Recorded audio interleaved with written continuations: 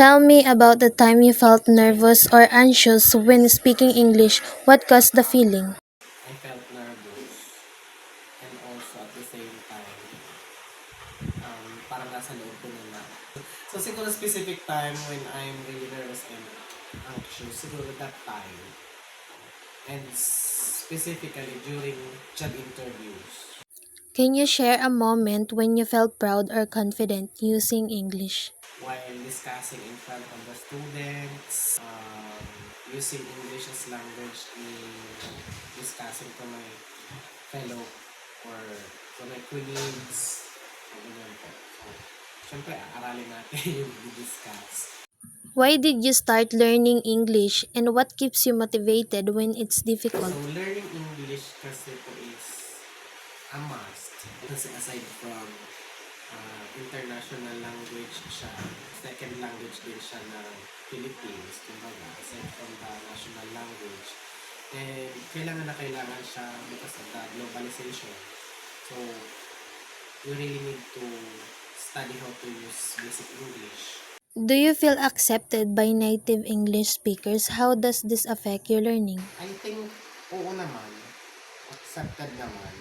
So, it affects my learning because or through kamalayan and yung kabuang competency mismo sa paggamit ng English language. How do your feelings about English speaking culture influence your desire to In learn? modern times, hindi tayo pwede magpahuli doon sa mga countries kasi we don't know what opportunity in life will come. So, kailangan natin matuto ng English language aside from matutunan din natin yung mga cultures ng ibang. What classroom or learning situation make you feel comfortable or uncomfortable? I feel comfortable using English language when the things I am discussing to my students is just simple matters.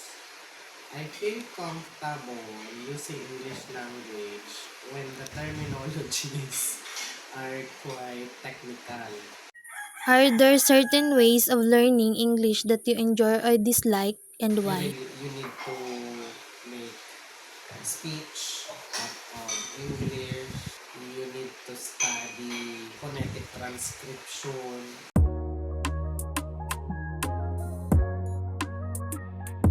Based on the interview, your experience clearly reflects Krashen affected filter hypothesis, which explains how emotion like nervousness, anxiety, and lack of confidence can block language learning. When you feel very anxious, especially during job interviews, public speaking, or using English in front of colleagues, your affective filter becomes high. Kahit may alam ka naman sa English, parang nasa loob lang siya at ang hirap ilabas.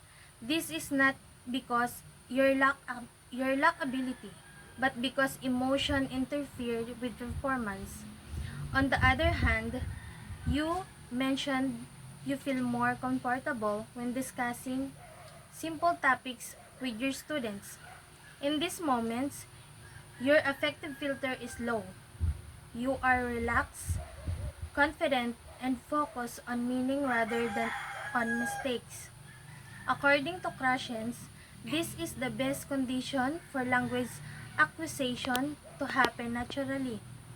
Your reflect also shows affects that English is necessary as a second language in the Philippines and as a tool for globalization and opportunities. This motivation is positive but sometimes pressure, hindi pwedeng mapag-iwanan, can increase anxiety.